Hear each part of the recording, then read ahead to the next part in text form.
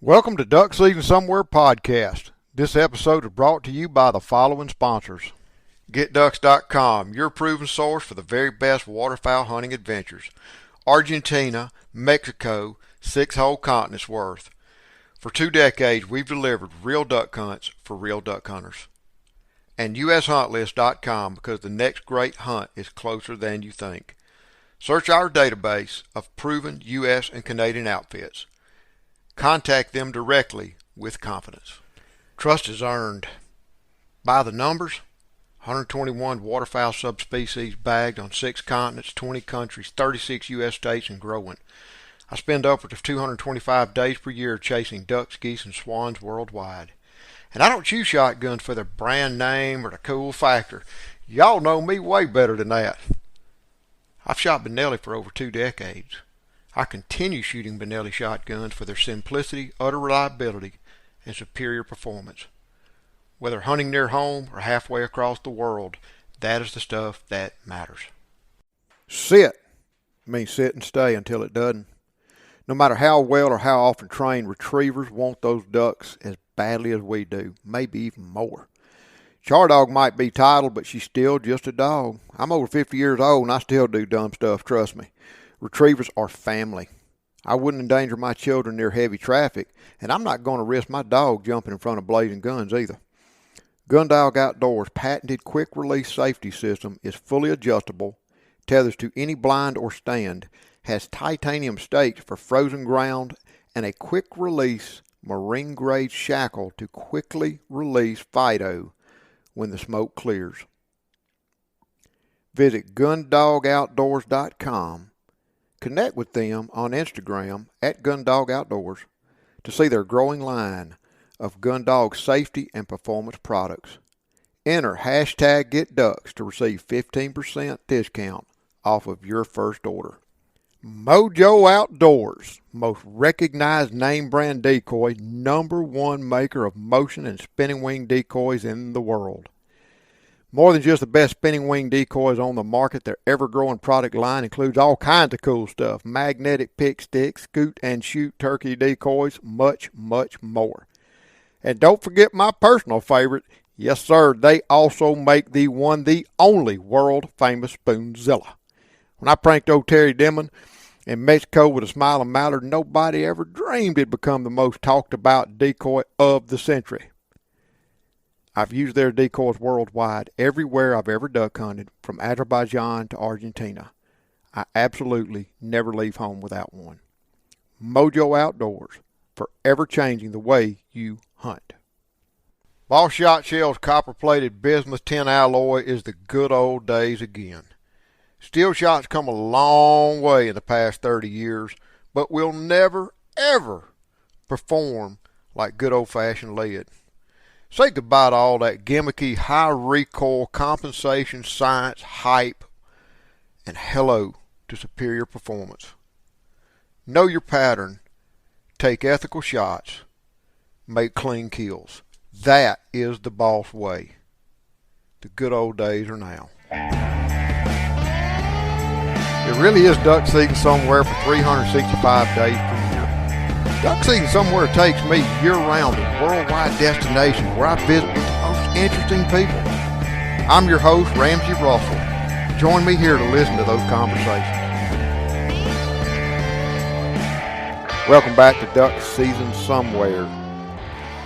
And today's conversation is Australia, where my friend Glenn Falla and his associates with Field and Game Australia are fighting tooth and nail. Now, the first thing some of y'all may be saying is, so what? They're halfway across the world. What's going on in Australia don't affect me.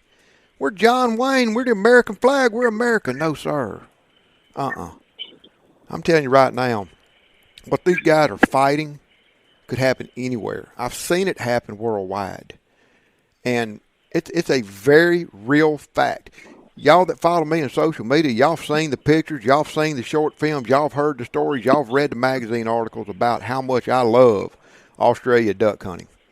Wonderful hunting, incredible resource, extremely dedicated hunters and people committed to hunting and to the birds themselves.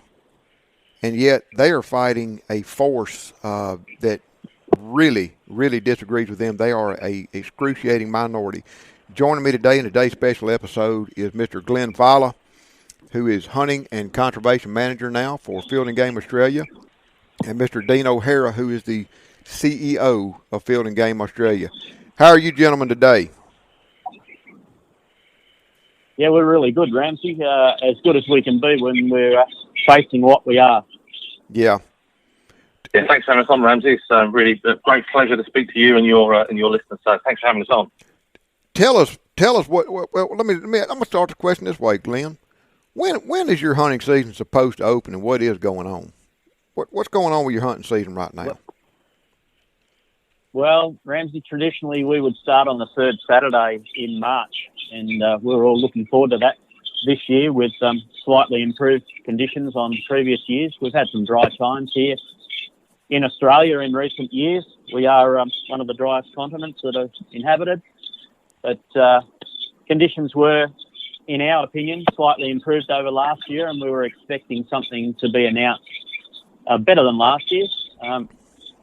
We certainly had requested and advocated for a full season and a full 10-bird limit starting on the third Saturday in March. But indeed, that's not anything like what we've been delivered.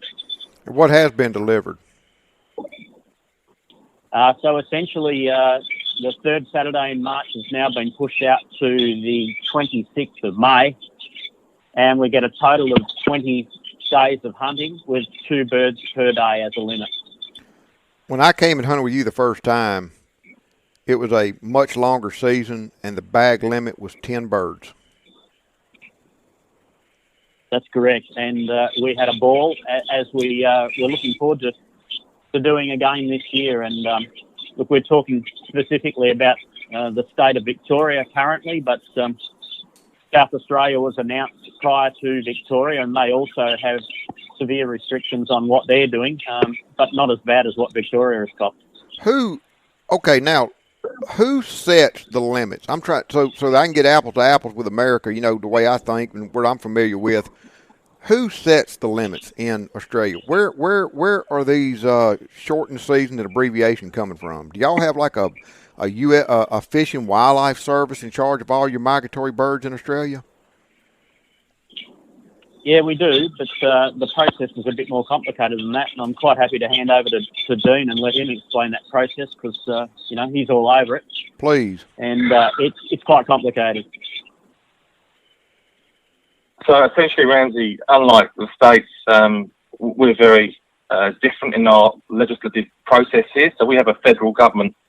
And what happened many years ago is that the federal government removed its, I suppose, holistic or national powers and delegated those powers down to our states and territories. So each of our state or territory governments have their own powers when it comes to setting game season. Now, here in Victoria, the same in South Australia and other states that allows duck hunting or legalised duck hunting, they're legislated seasons. So it's in law. So for us here in Victoria, the law says that our season starts and finishes. It's about 3 months, and the maximum take is 10 birds per day. Now, here in Victoria, like other states, a Minister of the Crown, so in our state, that's the Minister for Agriculture, has a power under the Wildlife Act that if they believe it is warranted, they can make changes to the legislation and therefore make changes to our season. And that, in essence, is what has happened here in Victoria.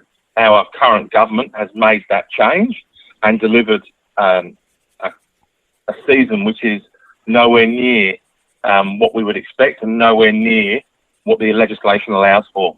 Okay, so as I understood you to say, the federal legislation allows for a take of 10 birds in a longer season.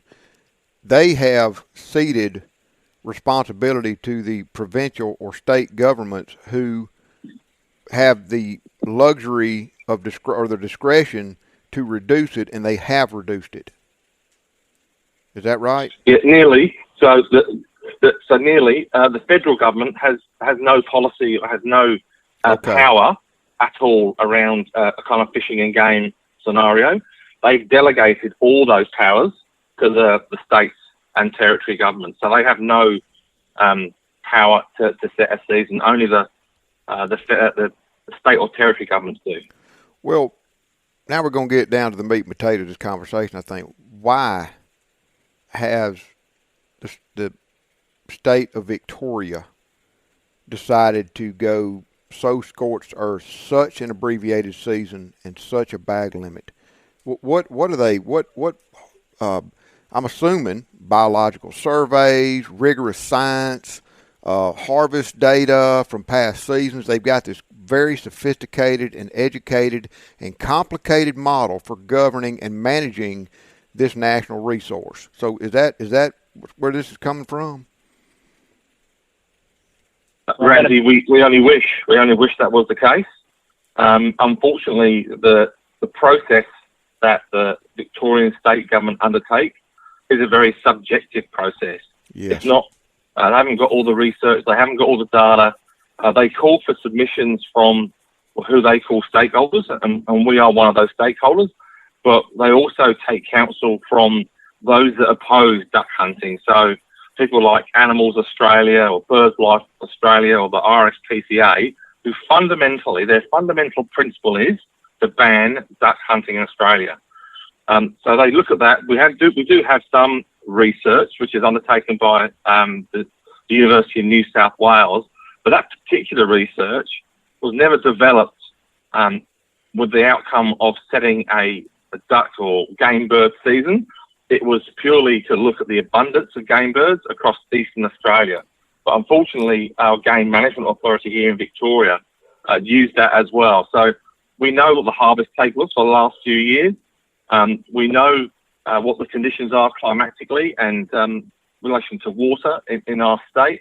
And we understand the volume of birds that are around that could be harvested. But unfortunately, the process undertaken by the state government currently here in Victoria is a subjective one. It's not backed on research or science or data. It's based on subjective outcomes, and there's also the political element that sits alongside it. I mean, have I missed anything there, Glenn? It sounds like it's based on. It sounds like it may be based on personal bias. Would that be fair to say? It does sound a little bit that way, doesn't it? Yes, it sounds a little bit that way, Ramsey. The thing that I would add is we have been here in Victoria working towards an adaptive harvest management model for, near on 18 years now. In fact, it's probably a little bit more than that. So if I think back, it's 2003 we started to talk about this adaptive harvest management models. And in fact, we got a commitment from our local government a few years back that we would head down this path at a faster rate, but still we haven't seen it delivered. And we're committed to assisting to make that happen. You'd be familiar with adaptive harvest management models over there, Ramsey, and it's just been a long time coming. That's a long time y'all been trying to install this model. It just, from outside looking in, it seems to me that perhaps some state politicians are exercising their personal bias to sit on this. That's just what it looks like to me. I'm not trying to put words in y'all's mouth. Yeah, and of course the other thing that happened that was a little bit out of the ordinary this year is, the announcement. And we don't like to use the term announcement because, as Dean says, this is a legislated season. There shouldn't need to be any announcement. It should just go ahead as per the legislation. Third Saturday in March, 10 birds, and you only need to announce any modifications. But a bit of a review during this submission process is, clearly spelled out that 19 out of the 25 or 26 years that was just looked at have been modified in some way. So it's become the norm that we do expect an announcement. And this year, they threw us a curveball there and threw it to us on a Saturday morning. So we got a couple of hours of heads up before it was announced on a Saturday at 1 p.m. In amongst the biggest tennis tournaments here in Victoria. Kind of hidden away in the other news. Let's back up just a second and explain to the listeners who or what Field and Game Australia is to the Australian duck hunter? Could y'all elaborate on that? So, Ramsey, Y'all. So, your audience listeners, so Field and Game Australia was born out of a small cohort of duck hunters back in 1958. So we're over 60 years old. Our principles sit on three pillars. The first pillar, the most important one, some would say, is duck hunting. So what we've done in the last 60 odd years is that with the money that has been received from then game licenses, the state of Victoria managed to develop and deliver a number of state game reserves, and Glenn will know the number, but I know it's over 200. So it's about, our association is about the promotion and advocacy around duck hunting, the ethical and sustainability of duck hunting, and allowing farmers or allowing our hunters to get on farmland, both private and public land, to allow them to harvest wild duck for the table. The second pillar, which is really important, is around conservation work. This conservation work is around wetland restoration, wetland management, and showing what wetlands give to us as a community. So we run school programs showing the ecology of wetlands and why they're so important to our communities. And then our third pillar sits around clay targets. Now, the reason that was sat there was during the off-season, the idea behind the clay target shooting was that duck hunters could continue to practice their skill or hone their skill or develop their skill. So when the hunting season was out there, then we could go out there and hunt more efficiently with sustainability in our heart. So we're a national organisation, and we have branches and members across all states and territory here in Australia. And we are the premier duck hunting organisation here in Australia. So we do a lot of work around advocacy and influencing politicians and decision makers, but also promote the benefits of hunting, may they be the social benefits, the economic benefits, or the health benefits. So, we know that, to harvest duck in the wild, it's the most organic, free-range meat you can, and try and promote that activity within Australia. So that's probably what our organisation is really all about, but mainly it's about supporting, promoting and developing duck hunters and duck hunting in Australia. Glenn, again, if I missed anything there? No, you've done well there, Dean. And Ramsey, you've had the pleasure of hunting in a couple of our states here over the years. And to be honest, I think I've said to you before, you've probably seen more of our country than a lot of our locals. But Victoria and South Australia, you've travelled and hunted extensively. We've got a couple of other things to do in the future, which is the Northern Territory and down in Tasmania, where there's some fantastic hunting to be had. And the situation here in Australia is that South Australia, Victoria and Tasmania all have their seasons. So the southeast part of the country all have their seasons pretty much at the same time of the year. They overlap, some of them.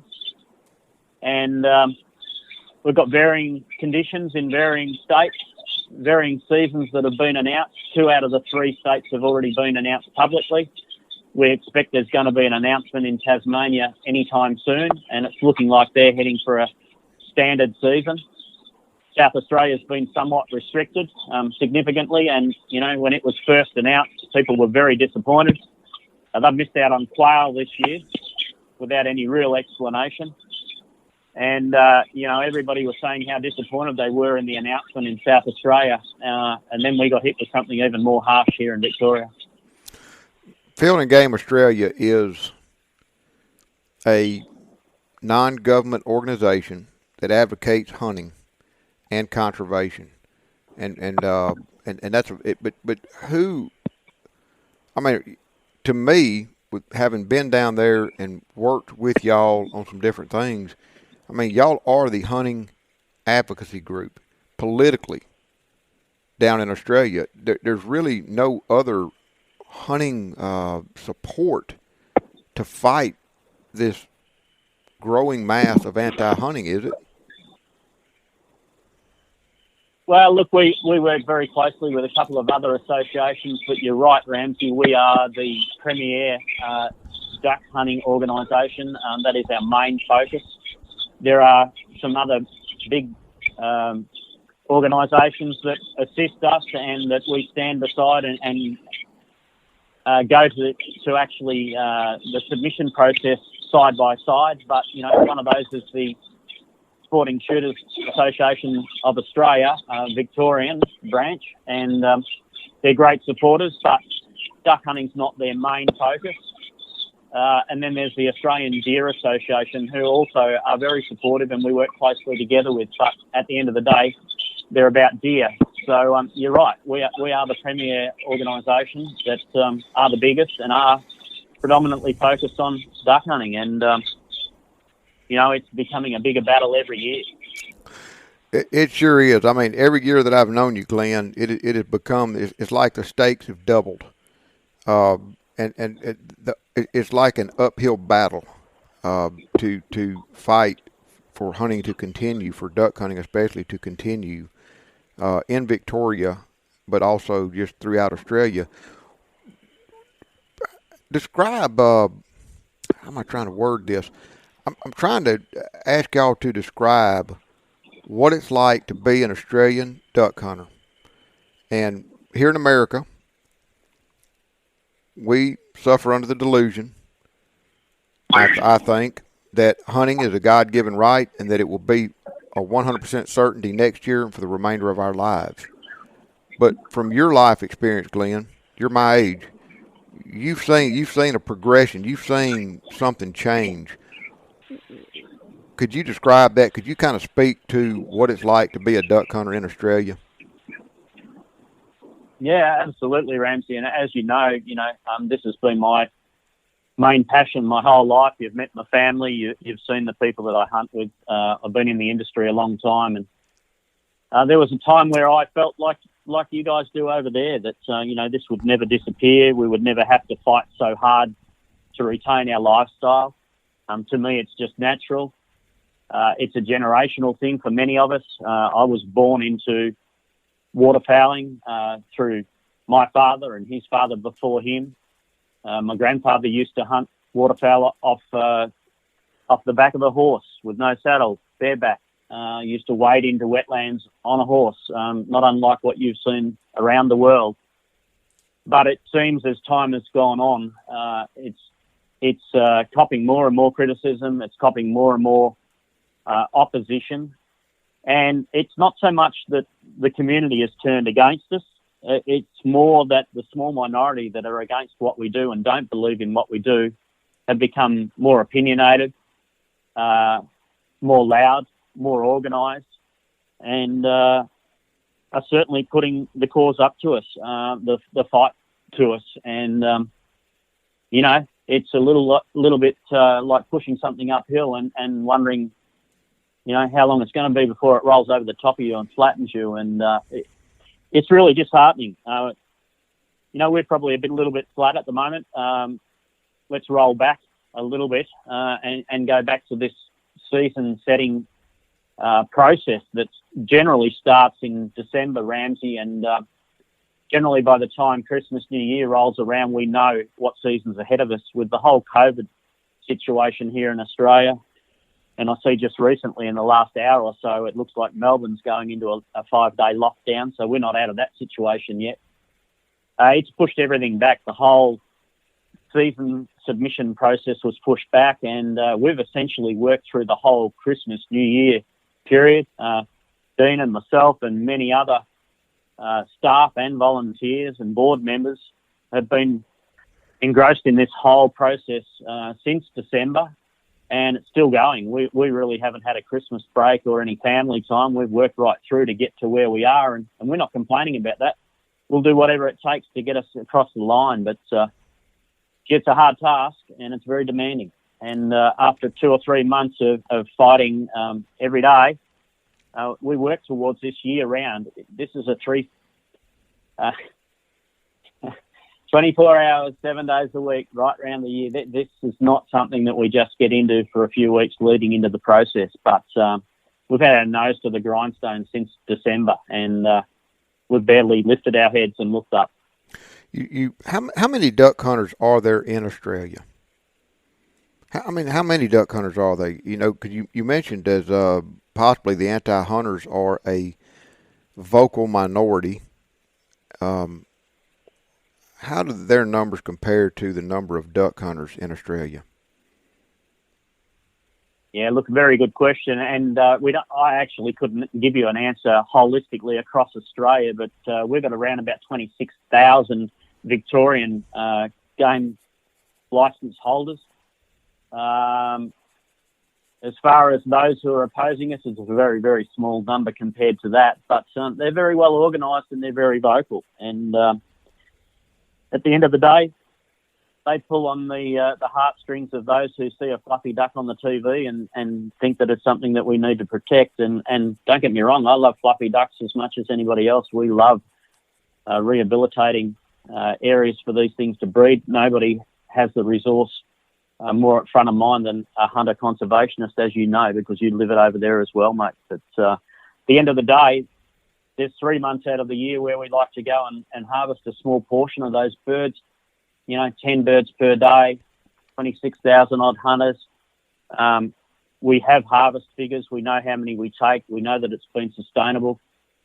And we look forward to putting them on the plate and sharing them with our friends and family for the remainder of the year. And the other 9 months of the year, we're out there working our backsides off. And, we'd encourage these people that are against us to get out there and get involved in some of these conservation projects with us and actually have an impact rather than just making noise about what. No.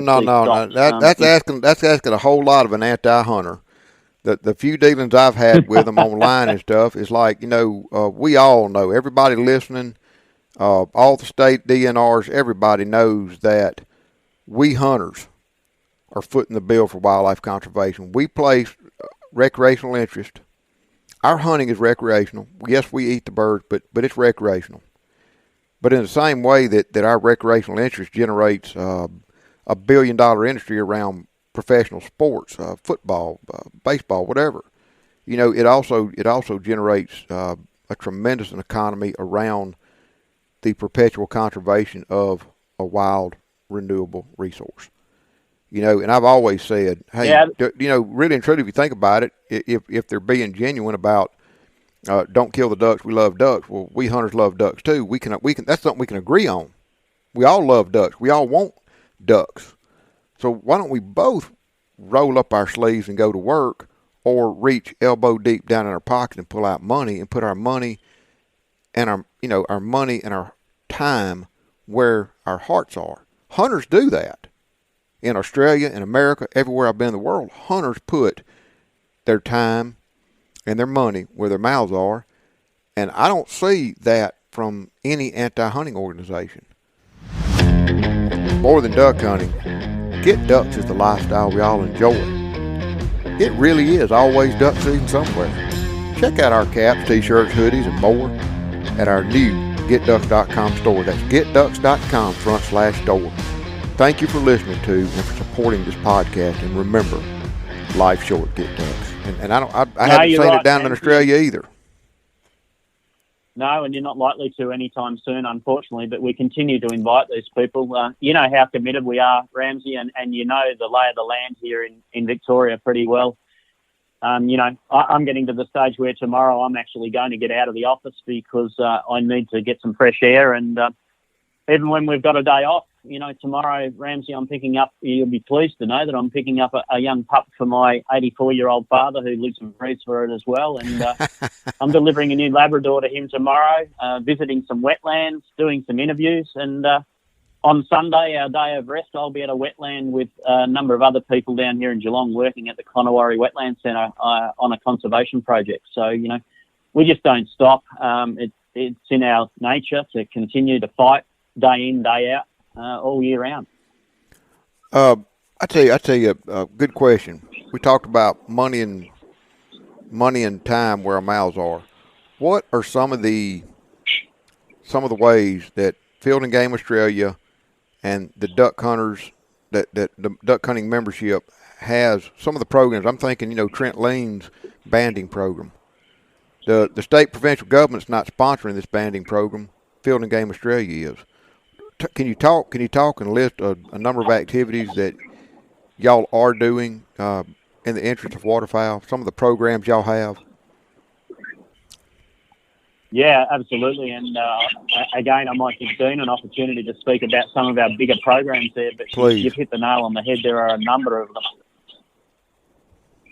Yeah, so obviously we're a national organisation, so we've got programs that cover several states and territories. So speaking here specifically in the state of Victoria, we've got a number of programs. So as you've mentioned there, Ramsey, Trent Lean's banding program. So we band ducks and then monitor their migration processes, see where they go up to, and we share that information with universities and other well-respected educational establishments.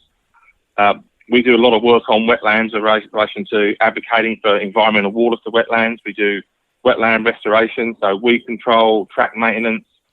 We do a lot of work around rubbish and litter. So we hear a lot from those antis about ecotourism, and a new term used down here at the moment is a term called substitutionability, which talks about if you remove the duck hunter from the environment, you substitute that with another activity, which is all nice in theory, but in reality it's a load of rubbish. So we do a lot of work about maintaining the wetlands, making sure they're clear and free from rubbish. We have programs where we invite our school kids down to our wetlands and show them what wetland ecology is all about and how important wetlands are to the community. We do tree planting programs. We've got a carbon offset program that we try and which we sell, if you like, to some of the big organisations to remove their carbon footprint.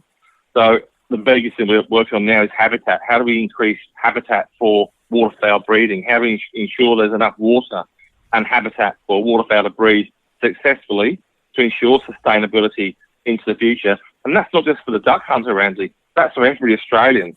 That's for every citizen of the world that wants to come to our beautiful country and have a look at our wonderful waterfowl, or come down here and come hunting. So the programs we've got in place are vast and wide, and they're all supported by volunteers. To your point, again, Ramsey, we're not funded by government. We don't get a handout from the government to do these programs. Hunters fund this. Hunters get out on the weekend, like getting this tomorrow, and put their time, their effort, their money, and their reputations out there to support wetland conservation, to make sure that birds can breed, to ensure that Australians can view our waterfowl and waterways.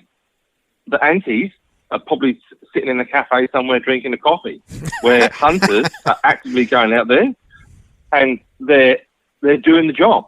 They're building fences, mending fences. They're supporting the ecology. They're getting out there and doing something. And that's what's really frustrating, that the narrative that the antis use about, and I hate the term duck shooters, but, we just go out there and blast away and shoot ducks. And as I say to people, it's not a bloody sport. It's a recreation activity. And again, to your point, Ramsey, we use the food and we eat the food that we harvest. Doesn't come in a plastic wrap bit of cling film from the supermarket. It's organic, it's fresh, it's beautiful, and it's sustainable. So the programs we try and produce and deliver, and Glenn owns this space for us as a national organisation, is about getting out there and doing something. Not sitting in your ass, sipping a coffee in a cafe, but actually getting out there, doing the job, helping out wetland ecology, helping out our waterfowl, and increase waterfowl. So generations of Australians and your colleagues over there, they're welcome here anytime, can come here and enjoy a real sustainable and ethical duck hunt. Absolutely. And Ramsey, in our more progressive states or territories, let's talk about the Northern Territory for a moment. We're actually supplying fresh, organic, free-range food to our Indigenous people in the Northern Territory, where there's a program up there that the geese that get hunted by our field and game members is donated back or handed back to feed the Indigenous. And, that's something that you and I looked at in 2015 over there. That's right. I was astounded to see that you were able to put your birds, pay a couple of dollars to have your birds processed and go into a soup kitchen and feed those who were unfortunate enough that they were struggling to get a feed. And we'd love to introduce programs like that here in Australia. That's a real passion of mine. The other thing that we've adapted in the last 12 months that we've witnessed in my visits to America is the Canadian hen houses, and you will have followed that program down here at Geelong, and we're looking to roll that out as wide as we can spread it in the coming years, and try and put some of those hen houses on every bit of water that we can, whether it be private or public, and we're getting some great results out of those hen houses here this year, and the uptake from various breeds has been fantastic, and we've got awesome breeding happening. That's from the day we put the nests out, there's interest shown straight away, and we've had some of those nests this year that have had multiple batches of birds. In fact, we've had black duck and teal fighting over the same nest, and we've actually got video footage for the first time this year of our chicks leaving the nest and hitting the water. And within hours of those birds hitting the water, another pair of birds has come in and taken over. So we've got some great breeding happening down here in the south. That's fantastic. To Dean's point just a little while ago, he mentioned something that reminded me of an observation I've made worldwide, is that we hunters are a minority relative to total humanity. There's a lot more people that don't hunt. Not to say they're anti-hunters, they just don't hunt. And time and money for what we love. We hunters, how I differentiate the value and the love that we hunters place on a resource versus a bird watcher or an ecotourist. As an ecotourist or a bird watcher, they're content to go out and see a bird and check him off their list. But because we're hunters, it's just something in our nature. We want to see the sky black with those birds so that we can take a little bit, but that there's thousands more for everybody else. And, we go on to some of these properties, some of your wetlands, some of my wetlands, we just little wetlands, little spots relative to the surface area of the earth, and we put our time and our money and we grow ducks. But those ducks don't just stay there. They leave that property, and hunters and other hunters and non-hunters and even anti-hunters, all of society benefits from the efforts that we put into producing an excess number of this renewable resource. And that's the point I'm trying to make. The public, whether they hunt or not, the public benefits. A big distinction between America and Australia is that a lot of the money, there's a lot of money coming out of hunters' pockets and organizations like Field and Game Australia, but there's also a lot of federal money coming at the program too for intensive scientific management of migratory birds. There's a lot of federal money being spent. By contrast, in Australia, it is predominantly the duck hunters. I mean, it's really, all the efforts y'all just, banding and working with universities and wetlands restoration and cleaning up litter and having school programs and reforestation and carbon offset, food programs for indigenous peoples. That's all being funded by duck hunters. 100%. Yeah, back in 58, Ramsey, when the organisation first started in 58, hunters pretty much taxed themselves. And you guys have a duck stamp over there. We used to have one here as well, and the revenue from that duck stamp used to be spent appropriately. These days, our fees go into general revenue, and that's wow, that you're kidding me. To try and change. You are kidding me. No, so Australia has a federal duck stamp, and they are putting the funds in a general fund to be squandered by elected officials instead of contributed into the resource. That's I'm just saying that just seems entirely hypocritical to me. Hypocritical. Yeah, well, you're partly correct there, Ramsey. We did have a duck stamp that used to go into the resource. That has since changed, and we currently don't have a duck stamp, and it's something that we are looking at whether or not should be reintroduced, to be honest. I guess the difference between hunting and fishing here in Victoria is a classic example. If you pay for a fishing licence, your money 100% goes back into administering that licence and improving the facilities that you have, restocking lakes, restocking and improving ramp facilities, cleaning facilities, all those types of things. And that's not what's happening here in Victoria with hunters. And it's something we have a great passion for. We'd love to see it happen again. It has succeeded in the past. And, we're pushing for that to be turned around because you're right. Nobody invests more money than what the hunter does, but it's not being used for the right reasons. We were talking about the anti-hunters just a minute ago. We know what the hunters are doing. We've just talked about it. Besides sitting in a coffee shop right now, describe to the listeners how anti-hunters behave during the hunting season or leading up to the hunting season. Cause to a lot of people that may not have heard this before or are familiar with dealing and coping with anti-hunters in Australia and the legal rights to which they are entitled, it may come as a shocker to a lot of listeners. Could y'all? Yeah. So the issue we got here, Ramsey, to your point, is that people have these rights. So here in Victoria, as well as other states and territories, hunters can go and hunt, and those antis can actually go to the wetlands and get this. They can get in the water, they can annoy birds, they can annoy hunters, they can get in the way, they can protest. We've had people had their tyres slashed when they parked their car up or their vehicles up. They can get there on the wetlands with big fluorescent tabards and just be an absolute pest. And that is their right. They have a legal right to do so. What they must not do is to hinder a hunt. Now, your listeners might be saying, what's hinder a hunt? That's a really good question because our regulators seem not to understand what that means either because they do absolutely bugger all about these people that hinder a hunt or place themselves in danger or place hunters in danger because they believe that the birds have more rights or more feelings or more everything than hunters do. And it's absolutely ridiculous.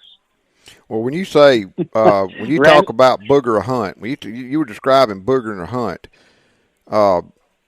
I go out to a duck blind and maybe my tires get slashed back at the boat ramp, maybe they don't, but the anti-hunter comes out there too. Now, how far might these anti-hunters be from me and how might they be dressed and what might they be doing to legally to hinder my hunt?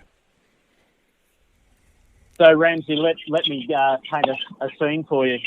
You've hunted with me many times over here, and I know how, I guess, anal you are about concealment, people keeping still and hidden, and just try and picture yourself trying to do what we've done over here together, my friend, with somebody dressed in fluoro with maybe a 5-metre flag with a fluoro flag on the top and a whistle in their mouth, maybe holding hands with 2 or 3 other friends, standing no closer than 10 metres inside your decoy. 30 feet. So they're limited. They can get to within 30 feet of me. 35 feet. Yeah, and not only does it hinder your hunt, but of course it's a pretty dangerous situation. I don't know about you, but generally when you step out to pick up a bird, if the dogs are busy and you've got to actually go and retrieve a bird yourself amongst the decoys, you'll nervously look around to the blokes that are standing beside you and say, well, just hold fire for a minute, guys, guns up in the air, I'm going to go and pick a bird up. And yet these people are prepared to put themselves in that situation right in front of your firing line and hope and pray that you're not going to take a risky shot. Y'all shoot steel shot over there. One of my favorite steel shot loads back when I was a steel shot guy was a load that you developed, Glenn. I've never shot steel shot as effective as the loads I've used with you, and you shot the times I've hunted with you an extremely tight choke. And I asked you about it one time, and you said, "Oh no, we have to kill these ducks." I mean, dead. Explain to the listener what else a anti-hunter is allowed to do. What happens if you cripple a duck? Yeah, very, very good question, Ramsey. We've had some additional restrictions placed upon us in recent years where you've got to retrieve each bird as quickly as practical before you actually take another shot at the next bird. So if you don't have a duck dog that's proficient, you're actually not allowed to take 2 shots at 2 birds that come in and drop 2 birds onto the water at once. You've got to do everything within your power to retrieve that bird as quickly as possible. Now, these guys that are standing there with flags and fluoro vests may end up being closer to the bird, of course, because they place themselves in front of you. They're going to be closer to the bird than what you are. And you know what muddy bottoms on our wetlands can be like over here. You know, it's hard going. You've got to try and beat that person to your bird. If you haven't got a duck dog that's going to do it for you, if they can beat you to the bird, they'll pick it up if it's wounded.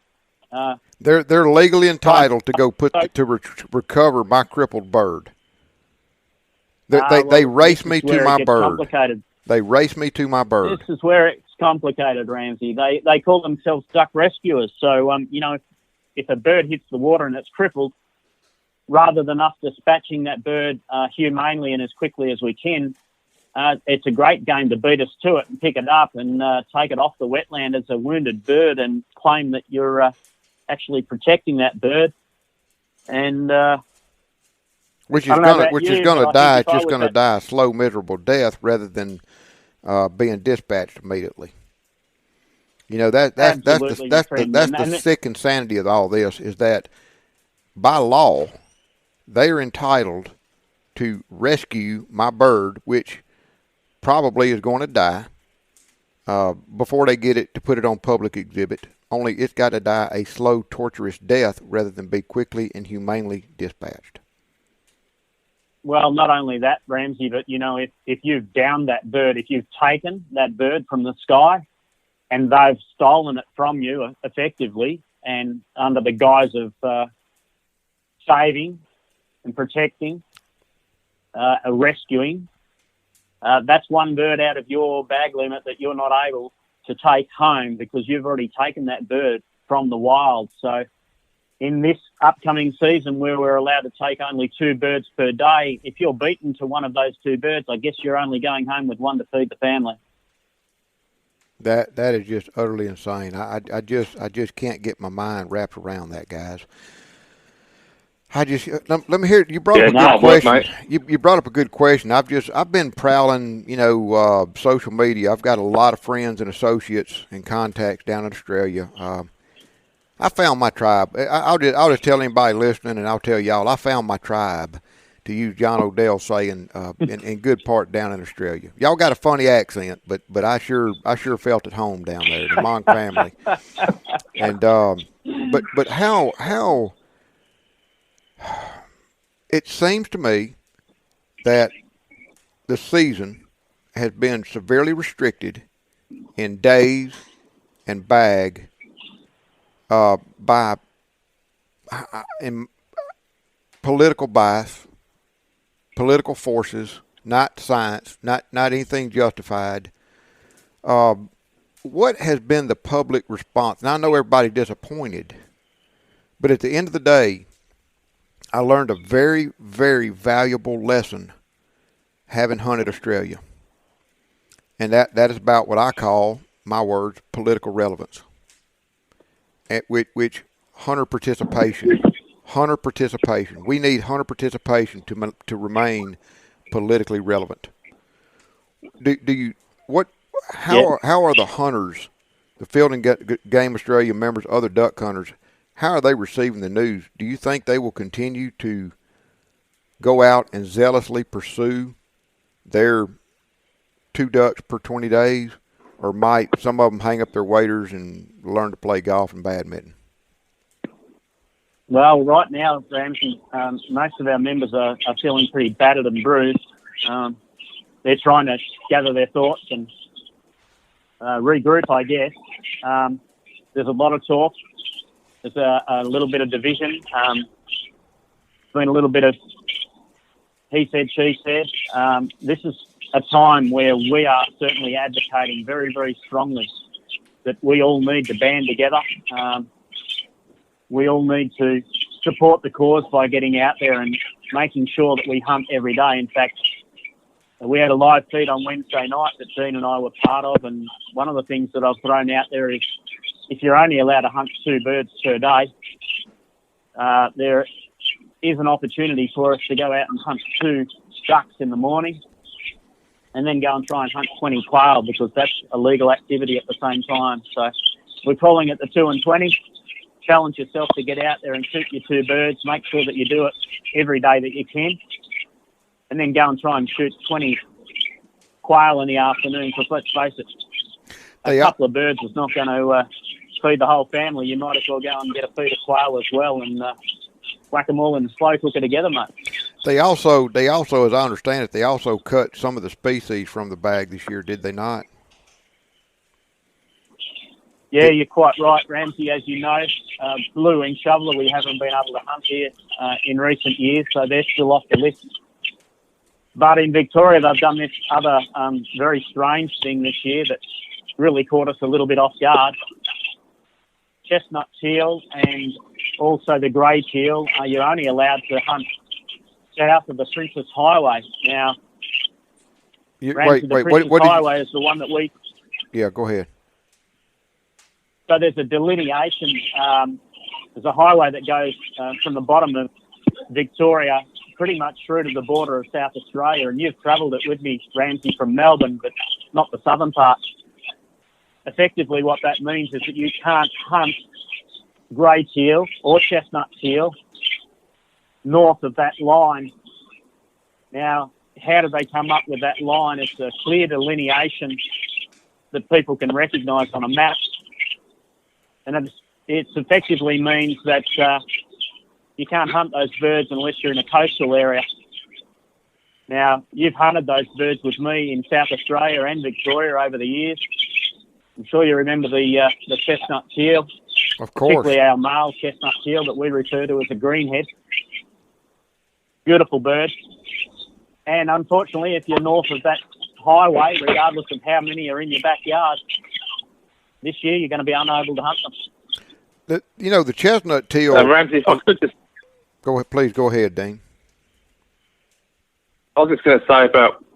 I just want to go back and apologise to one of your points about what are Victorian or Australian hunters feeling. Well, I think, like every hunter that I've ever met in any part of the world, we're all very passionate. You can't learn that. You can't buy it in. You're either passionate about it. All hunters I've ever met are all passionate about this particular issue. So we're banding together as a group and going to become united. And to your point about becoming politically relevant, we need to stand up together and campaign to support our narrative, our way of life, and our activities, which are illegal and ethical and sustainable, and demonstrate to the minority of antis that oppose us for whatever reason, to show them the benefits of hunting, to show them that our activities are sustainable, to show them that we are not, just these gung-ho shooters, that we have practice and skills, and it's our culture, it's our tradition that they're attacking. We talk about the fight. A fight is what you have with someone at the bar at 2 o'clock in the morning when you've had too many beers. A battle is a sustained, prolonged offensive. We're beyond a fight. We're beyond a battle. We're getting to the point now where we're in conflict. And we've got to campaign as such. Because if we don't stand up, if we don't show our relevance, if we don't shout loudly, then this kind of persecution, and I use that word carefully, will continue. And those that oppose us, their voices will get louder and our relevance will become less. So we've got to unite. So, to you guys over there, I'm sure you'll stand with us and unite with us and, have a look at our website and some of the stuff we're doing at fieldandgame.com.au. If you want to become a member, you can become an international member. We'd love to have you part of our organisation. to stand up with us and deflect this absolute bullshit they put on us about ecotourism can be sustained or substituted for hunting. You know, they're taking away our traditions. That's what I just get really passionate about. As hunters, you know, if you can attack our vehicles, you can probably attack our wives and girlfriends, but if you attack our traditions and our ability to hunt, then, you know, watch out, because we are a passionate bunch and we're not taking this down lightly. But we are in conflict, Ramsey. It's getting to that point where we are in conflict. Yes, sir. And the ecotourism myth has been debunked. You know, the anti-hunters sold that to the Botswana president years ago, and he banned hunting, and he has since reinstituted hunting because he realized there is no conservation dollars in ecotourism. It's a complete and utter fairy tale. You know, it's complete and utter fairy tale. The only people who invest in that kind of environment, Ramsey, are hunters. Yes. Because they value that resource. They value what they. Now we ask this question to people. You know, what is the value of hunting to you? Now that could be an emotional value, could be a financial value. But if it's worth $100 to you, give us $100 and we'll do something with it. The eco-tourists, they just, like you say, want to come along, enjoy the track or trail that hunters have provided, or enjoy the wetlands that hunters have provided, and take a photograph and then go home. And look, I've seen a blue-winged shoveler, or I've seen something else. Well, that's fantastic. I'm really pleased for you. How about putting $10 in the box on the way out, or investing in that environment so we can increase it or improve it? They're not interested in that. All they're interested in is attacking our traditions and what we want to do. Just because they don't like the fact we harvest and hunt and eat duck. Well, I'm sorry, I don't really like the fact that you sit on your ass and drink coffee, but you don't see me, you know, going out there making a complete pest of myself. No. So it's really about us banding together and demonstrating what it's all about, because ecotourism is worth nothing. Dean, you very passionately just target all around, you know, the anti-hunters that I have had dealings with online, in Netherlands, in Uruguay, and other places. They're not coming from they're not coming from a rational center point. They do not have a scientific basis. It's almost like, to me, to retracting my tradition. They're attacking what makes us happy. Are they just miserable people that don't want other people to be happy? Are you telling me that they're the same the world around, Ramsey? Yeah, they're the same the world around. And you know, yeah. I'm gonna end this podcast with a question. Not now, but I do got a question. But I just want to reiterate: Australia, Uruguay, Netherlands, other countries that I'm hearing rumors about shutting down hunting. You know, this is becoming more prevalent. It's not just Australia. This thing is worldwide. Parts of Africa, they've shut countries in Africa have shut down hunting. Formerly Botswana, now it's back on, but when will it be off again? You know, and I mean, it's just this problem is not going away. You know, it's not going away, and it can come to my backyard. I've just been talking to people all day today about issues that are dividing hunters and disenfranchising hunters at a time that we need more hunter participation. There are even hunters turning on each other to disenfranchise other hunters. And the end result is political irrelevance. We need to stand up as a group, Ramsey, and unite. And that's whether you're in the United States of America, the United Kingdom, Africa, Australia, anywhere. Because you're right, this can happen anywhere in the world. And if you're not careful, it creeps up on you like a snake, and it bites you in the arse. And then we're all in a world of pain. Where now? Where does Field and Game Australia? Where do duck hunters in Australia go from right now? What now? What do you do? What do you do leading up to this coming abbreviated season? And what do you do beginning now for future seasons? Well, the fight or the conflict continues. You know, we need to advocate with those decision makers, to those politicians that sit in those offices that make these decisions. We need to influence them. So we're starting a campaign with our members to make an appointment with your politician and go and sit down with them and tell them what it means to you. We're doing a lot of work around publicising the work that hunter conservationists do, they provide, and how that affects the community and improves community. We're doing a lot of work around banding together for calling upon newspapers or media outlets to listen to the hunter conservationist narrative, to tell our story. Because if we're not careful, those stories get pushed onto the middle of the paper and no one sees them. It's about having a look at our legal opportunities. Is there a way that we can legally challenge these decisions? And our initial advice is probably not, because they're made by a minister. We probably can't challenge them, but the fight or the battle or the conflict for next year, for next season, for the next generation starts today. But we can't do it alone. We have to band together like a band of people, a band of brothers, band of sisters, a band of hunters to fight this. Now, whether it's on the shores of the United States or the shores of Australia, we've got to come together and show people what this means, because otherwise our relevance, and certainly our political relevance, will become diminished, and we'll become a minority, and even more of a minority than those that oppose us, because they're the ones that are talking and emotive subjects to politicians, the hearts and minds, and they're getting much more airtime than we are. So there's a huge amount of work we're doing. Please follow us on our Facebook page, Field and Game Australia. Have a look at our website and join with us. Fight together, because we'll fight with you, as we have done in many other conflicts around the world over many, many decades. And together we'll be that relevant authority, that relevant voice that will be heard and will not be put down. Amen. So, Ramsey, I guess when it comes to boots on the ground, one of the things that we're going to push for very hard, as we always do, but even more so this time, we're pushing for people to get out there and be as active as possible in all three states. So, at the end of the day, if we can only shoot 2 birds per day for 20 days, let's get off our arse and buy a licence and go to South Australia and hunt over there. Let's buy a plane ticket and go to Tasmania and hunt a weekend down there.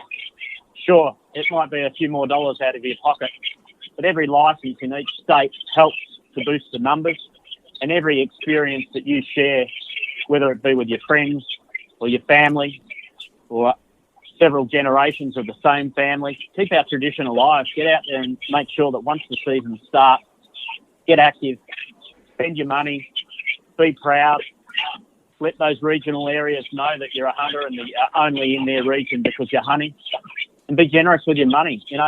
The economic impact that is going to be lost here. And in Victoria, we're coming off some pretty tragic years in recent years with fires and drought, and then the COVID situation. Our regional areas need this money more than ever. And so we're encouraging people to get out there and hunt every single day that they can. Whew. Thank y'all. Glenn Falla, Hunting and Conservation Manager, Dean O'Hara, CEO, Field and Game Australia. I do follow you, and I encourage anybody listening to plug into them in social media, plug into their webpage. Don't let yourself suffer from the delusion that because this conflict, this war is raging halfway across the world for the preservation of hunting, don't suffer under the delusion that we're any different, because we're not. It can happen right here in our backyard in the blink of an eye. Gentlemen, thank y'all, and we wish y'all the best of luck. I'm going to let y'all go and fight the fight. Thank y'all very much for sharing y'all's experience with us. Folks, thank y'all for listening to Duck Season Somewhere. See you next time.